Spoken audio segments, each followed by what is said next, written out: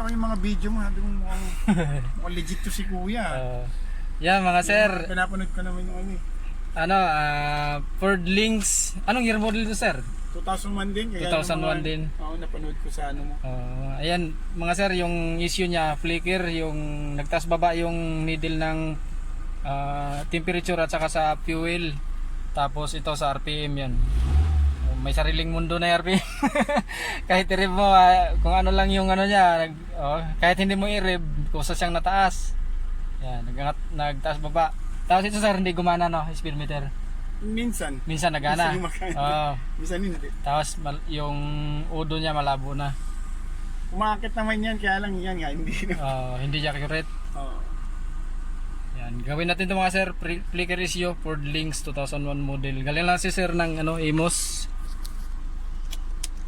Malinaw ng ilaw niya sir. Yan, ito na mga sir, yung panel gauge ng Ford Links. I-repair natin. Flicker issue mga sir, yung RPM niya, kahit i-rev mo, may sarili siyang mundo. Nagtaas baba lang siya, kahit hindi mo apakan yung accelerator, nagtaas baba. Tapos itong yung fuel at saka temperature na pumapaypay. Kasi hindi gumana yung speedometer. Tapos itong odo, malabo na.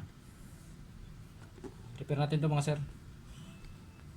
Ford Links 2001 model.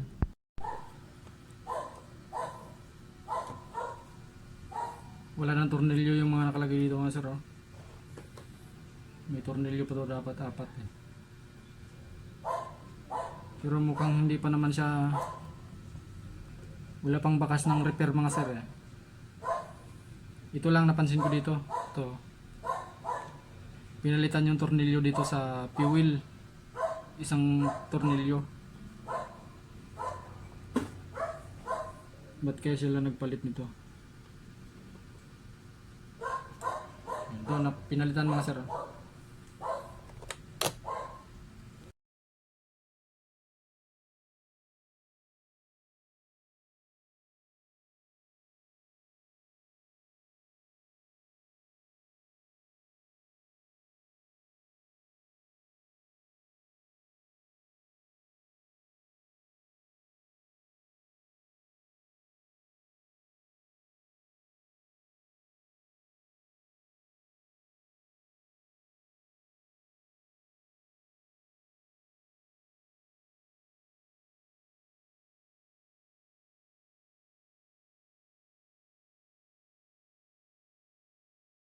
Para hindi na rin nahaba yung video. Pilitan ko lang mga sir, tapos assemble ko na, isalpa ko na sa sasakyan. Hindi, okay na sir, okay na. Yan, okay na mga sir, yung yung panel gauge ng Ford Links. Yan, galing sa Amos lang kayo galing sir no.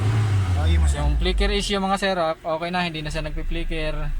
Tapos yung yung fuel at saka temperature hindi na parang nag-wiper. As yung udo, napalitan ko na rin ng film. Yan, kitang-kita na yung udo ni sir. Tapos palit na rin ng ilaw, backlight kasi madilim na eh. Ganda pala yung ice blue eh no? Okay na mga sir, maraming salamat.